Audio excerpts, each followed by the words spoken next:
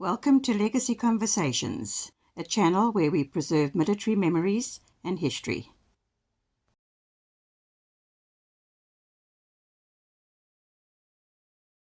Hello everyone, it's Koos here. I'm excited today because we're going to the SAAF in Port Elizabeth and we're going to speak to Mike Freer. He's going to tell us about the Puma.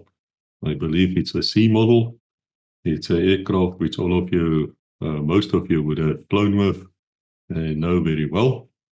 But before we start, let us get a word from our sponsors. There's something I want to bring to your attention, and that is George M. James. That's an author, and he wrote many books, dozens of books, and all of them has to do with South African military, has to do with espionage, counterterrorism, that type of thing. And each of those books are written with a specific purpose, and there are 53 of them. And George M. James has been a sponsor of this channel like in forever, since the very first video came out. So whatever George M. James books you buy, come back to Legacy. And they are available on audio, they're available on Kindle, they're available in paper, hardcover and softcover. All of them are available on Amazon. Some of the books are available in South Africa as well, in softcover. And I'll leave the details here. I urge you to have a look at it, go to the website, have a look at the website, and I'm sure you're going to discover marvelous things there. I can be very blunt to you. If you like Legacy, if you want to support Legacy, want to support us in what we do, then please go and look at the George M. James books. Get hold of them. You're going to learn things which you didn't know. And a lot of the things we've discussed on Legacy has also come out in those books. And what is fascinating, those books were written before Legacy came. So they were deeper knowledge than what I think most of us would realize. So again, guys, George M. James, go and look at it.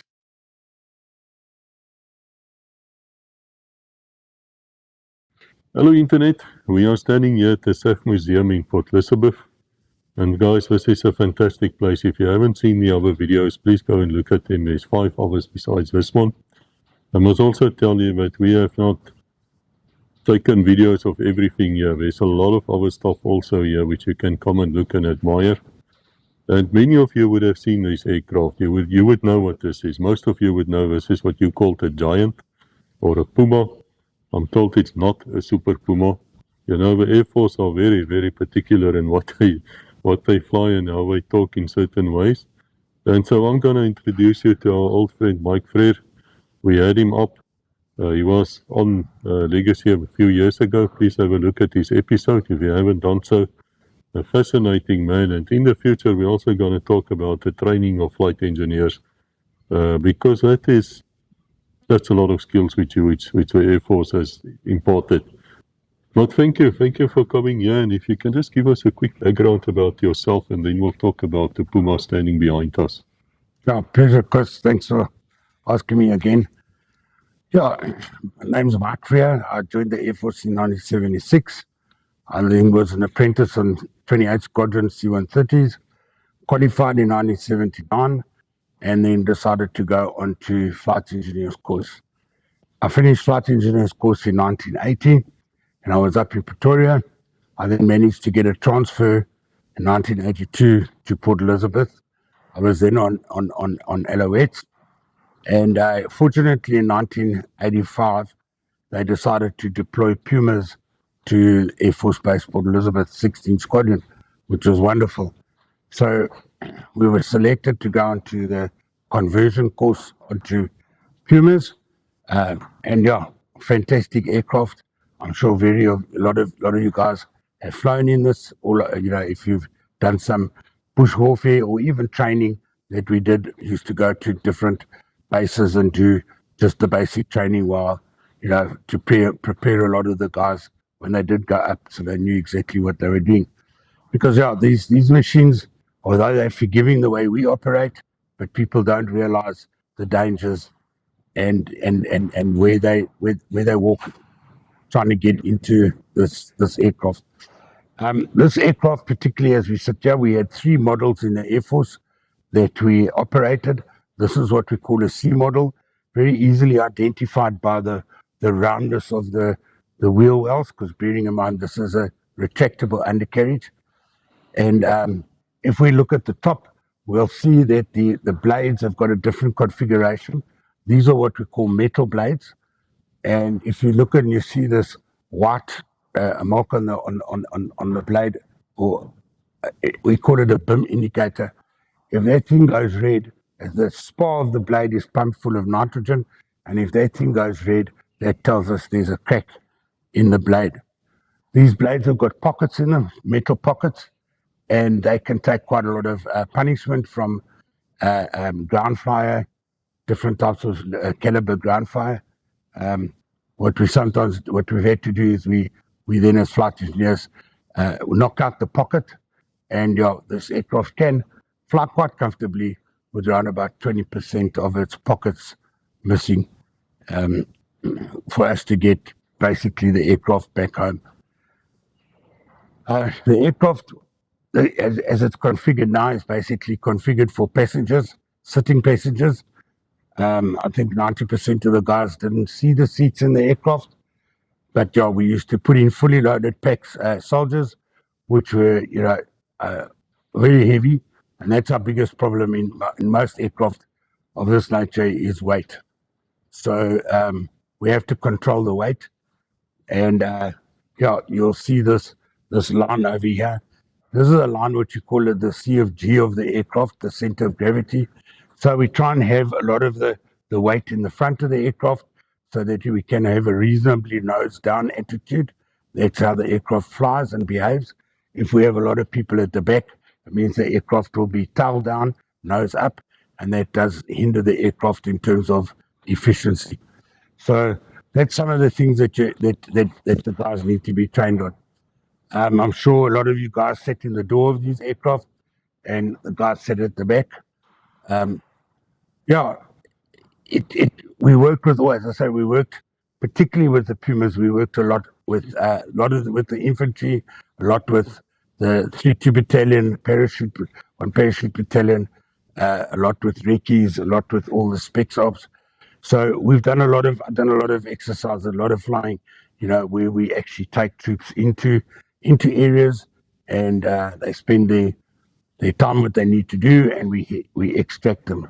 Sometimes we've got to do what we call a hot extraction, which depending on the type of terrain we're in and the situation, we have a big frame that we fit in the roof, and each on 2 sides of the frame we've got bolts that come down, and we can drop ropes out the aircraft if we can't get into the aircraft, into the area to land.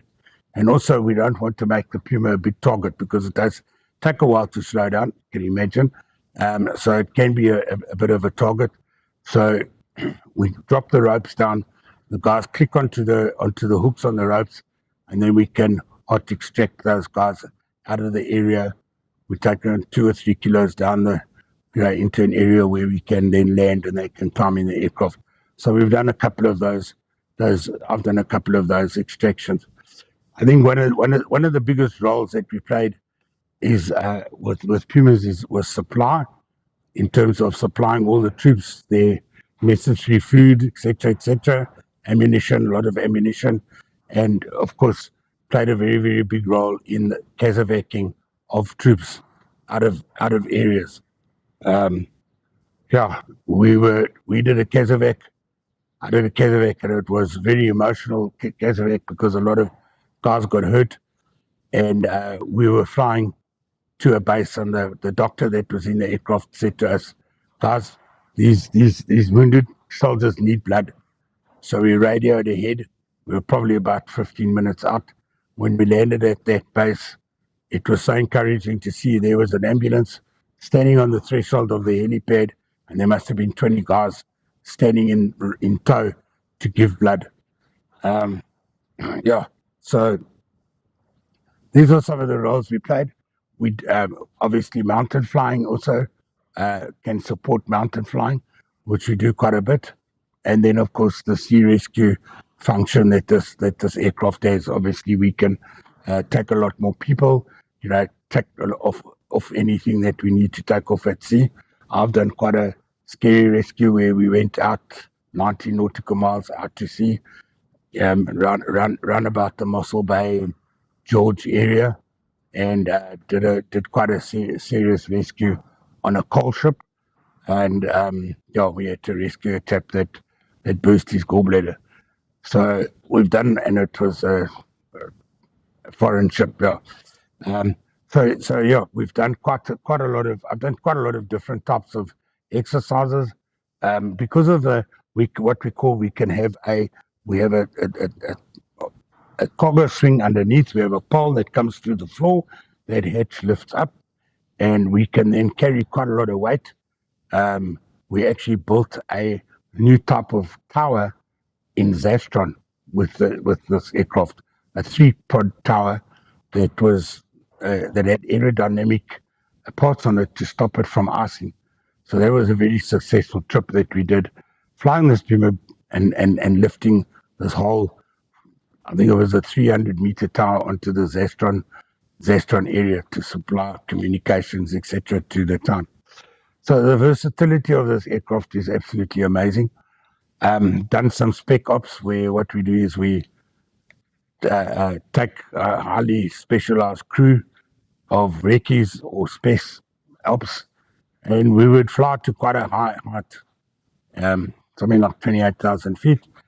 And we would all be on oxygen, and then we would get into the area. The pilots would navigate us into the area, and there was communication always with the spec off commander.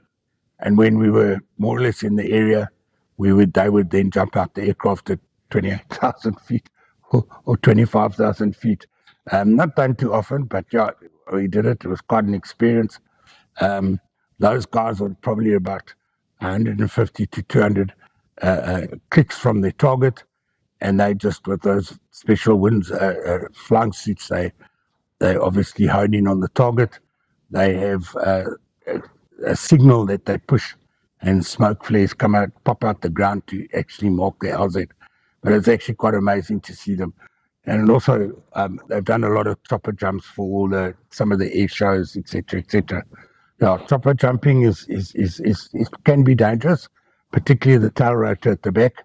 That's where we don't want people, that get hooked up into there. That is a very dangerous piece of equipment at the back. So I tell you, it's a very, very stable machine.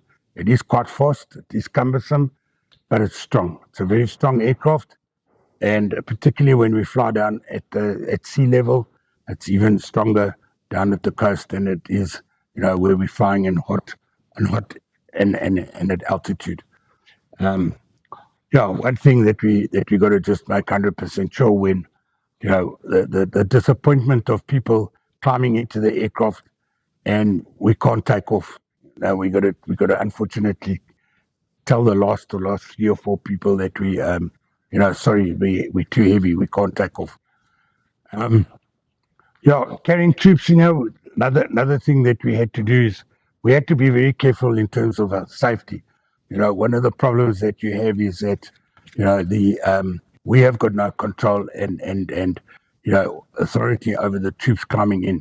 It's purely the responsibility that of the troop commander and the base commander.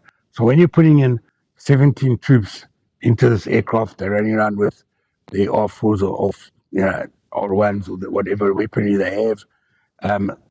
We don't like them to be loaded. We like them not to, and then sort of 5 minutes or 10 minutes out to the LZ, the flight engineer would indicate to the commander. Sometimes we would have a headset for the stick commander that we could then inform him we out, and then the guys would arm their machines. Bearing in mind, underneath here are the fuel tanks. So this whole floor is the fuel tanks for the aircraft. So there we can see one of the refueling caps, and we've got another refueling cap over here. It is a 3-man crew, so we do operate with a commander pilot, a co-pilot, and then a flight engineer. So the co-pilot sits on the left-hand side, the commander sits on the right-hand side, and the flight engineer has got his station in the middle between the two. And the flight engineer plays quite a huge role in the aircraft. He starts the aircraft because the pilots can't get to some of the switches easily. So just conveniently, the flight engineer starts the aircraft, shuts the aircraft down, plays a lot of the roles in assisting the pilots all the time. You cannot help but notice this is a very big aircraft. I mean, it is. I've done some research, and I don't know if it's 100% correct, but they say this thing is as long as a Lancaster bomber of a Second World War, so it's big. How do you clean it? A very good question. Yeah, no. How do we clean a car? A bucket and a rag, and we'd wash the aircraft with a stepladder. Yeah, sometimes we might have been spoilt. We might have had a bit of an hosepipe, but yeah, when you're sitting in arid areas. But yeah, it was just the flight engineer's job to make sure that his aircraft was always clean, his aircraft was always serviceable. We had people that could assist us, but basically it was our responsibility to make sure that all the parts were serviced, and made the aircraft clean inside, because they could get very, very dirty. And bearing in mind, right at the top are all our engines, our gearboxes. So it's just the flight engineer's pride that we all make sure that our aircraft are visibly clean. And and I think the pilots also, they would also appreciate coming into a clean aircraft all the time. But it was just standard protocol for us to wash these aircraft. The alloys are nice and easy, but this is a bit of a beast to wash. But yeah, you get it done. We get it done. Yeah, and this one's got 2 engines. It's not 3 engines like the Super. No, this is 2 engines. This is the exhaust pipe of the right-hand engine. You'll see right in the front the air takes. This cowling folds down so we can get access to the engine. If you look at this aircraft today, does it bring memories? Oh, absolutely. No, I think once you get this type of smell in your blood, and you smell this after, which we use, and the smell of the oil and the smell of the working mechanisms, etc. No, it definitely brings back huge memories, and it's fun memories, and it's sad memories, because a lot of us unfortunately left, and we didn't complete our careers, flying our whole lives. And yeah, I certainly miss the flying world. I certainly miss this type of work as looking after an aircraft and being a flight engineer. I think it was a privilege and a pleasure. Would you be assigned to one particular airframe as a flight engineer, or would you arrive at, say, Odongwa and there's 5 or 6 of them and you pick and choose, or how does that work? Normally, at the base here, we had an aircraft we looked after, but anybody could fly it because we were like on standby. So if your aircraft was serviceable, and the other flight engineers would use that aircraft, and then would come back to base, and then we would just, it's a responsibility of the flight engineer every time he flies an aircraft to service it, to make sure that it's serviceable for the next flight. But we would then go to our aircraft and we would try and, clean it and do what we need to do to keep our own aircraft. When you got to a base like Ndangwe, you took over your releases aircraft. So I was releasing an ex-squadron friend, a flight engineer. He would then prepare his aircraft for me, and I would take over his aircraft. And that's how we used to swap over aircraft. So we did stay on aircraft. Pilots moved around the aircraft. But sometimes, if that aircraft was unserviceable, they had sort of a spare aircraft which they needed all the time. I recall speaking to Steve Kutsia, who I believe is a friend of yours. Munoris Kruksholder, also flight engineer, excellent man. And he was involved in the search where that Boeing went down. I can't remember its name. which got lost flying from Taiwan. And he said to me, they landed at an island in the middle of nowhere, and then the engines wouldn't start, and he override them with some kind of, I don't know, 2 little wires. How do you learn that tricks of a trade? Do you listen to the old man, or somebody actually teach you what to do? Yeah, it's something that yeah, the secrets of starting and look, we do a lot of troubleshooting in terms of trying to overcome certain little snags that we have, So some people have got their own ways that they've learned over the years, just experience. Other people get taught them by the old man. And bearing in mind, a lot of times we work in pairs. So, we have, and it just might happen that you've got a more senior crew of flight engineer and a junior flight engineer, and the junior flight engineer's aircraft doesn't want to start. The old man that comes over, he shows you what to do. But yeah, there are ways, and yeah, we need those ways, because if we're in an emergency situation, we're switched off, we got troops in the back of the car, back of the aircraft. We want to get out of there. So we'll do anything to try and start that aircraft, to get into a place where we can maybe land and maybe rectify it. Helderberg. That's what I was Helderberg talking about. Helderberg. But the word Oceanos also is coming up to me now. Yeah. These Pumas we used to on the Oceanos too. Yes, That ship is safely off holding the rock. Transcape Coast. What we do have, I'm sure you guys might have seen them. We have a red, yellow, and blue. They are J models. They work for the Department of Environmental Affairs, and they're the ones that supply the different islands, working with the gutless. And yeah, because you've got no cranes or anything, and there are no harbors in the South Pole. Antarctic, we wait for the snow to go. Once the snow's melted, that becomes a harbor. The ship docks next to it, and the Pumas then have to cargo, sling all that product out. So those were aircraft that were designed to work in a bit of colder areas. They had added some added things on it that made the aircraft more versatile to operate in very cold areas. So they had a lot of anti-icing, de-icing.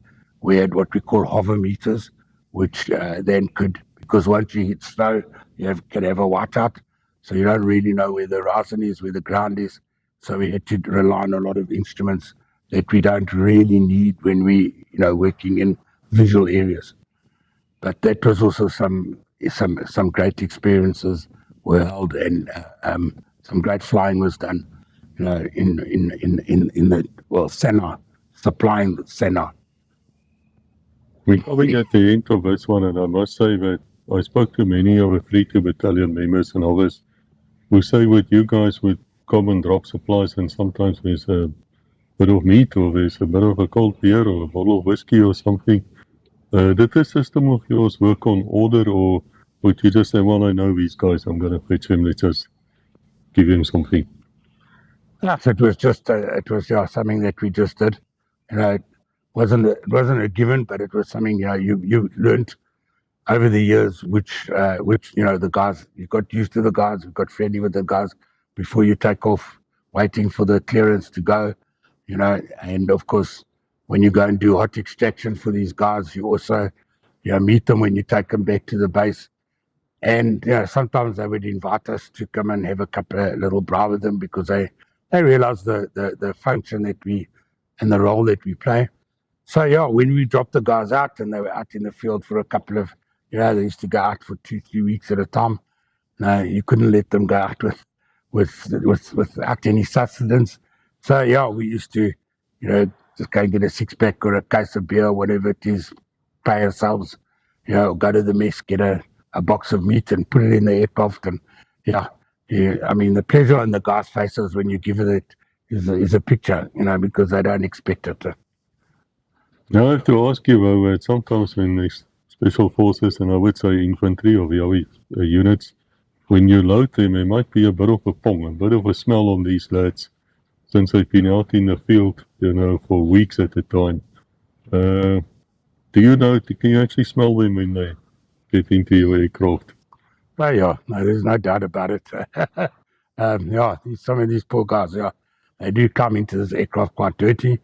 Yeah, when you think they've been running around in the same, uniform for quite a while, and it's hot, So, yeah, I mean, that's why we used to have that word, where everywhere army goes, the pong goes. That's why my pongos. Yeah, yeah. It actually translates to a big ape. I went and looked at it. But the very last question is that have you ever seen an infantryman refuse to get out when you gave him a signal to jump, to get out after you hovering, to drop them somewhere? We have had a few guys that they look to the ground and they think, oh, this is quite a distance from the ground. Yeah, we don't do that on purpose. I mean, that is what we call a fast deployment. The area that we might be in might be very small, so we can't land in that area. We can't get this whole aircraft. We've got trees sticking out, and that just does prevent us from actually landing. But as I mentioned earlier on, we asked quite a big target, so the less time we can stay in a particular point, the less vulnerable we are. So sometimes we have to go into the harbour and deploy from a little bit of a height. Yeah. So some guys do show a bit of resistance, but yeah, they eventually go. I'm sure that they will have to go. Guys, this has been fantastic. I say again to you, come to Port Elizabeth SAAF Museum. This is fantastic. Donate if you can. I put 500 rands down. Match me. See if you can do better than me. We really need your assistance. This is not money being used to have a bribe. This is to actually assist the different aircraft types that are following us. And there's a lot more aircraft than what we showed you in this series. So please come and have a look. And thank you for your time. I really appreciate it, Mike. God bless. Pleasure. Thank you very much. Thank you.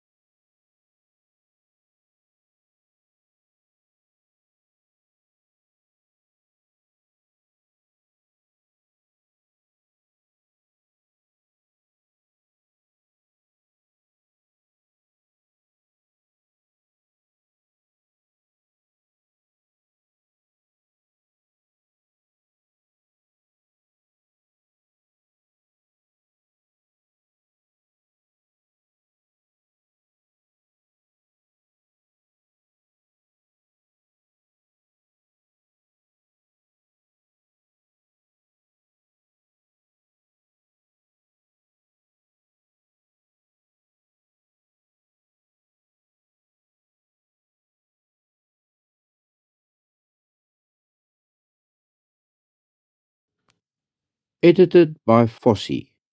If you'd like to see what he gets up to in his spare time, do please visit his own little YouTube channel, Fossey at Treasure and Treats. Links included below. Your support would be highly appreciated. Help me grow my little channel. Thank you. Dankie. Inkos kakulu. Bye. Thank you for watching. Please like, subscribe, and ring the bell to receive notifications.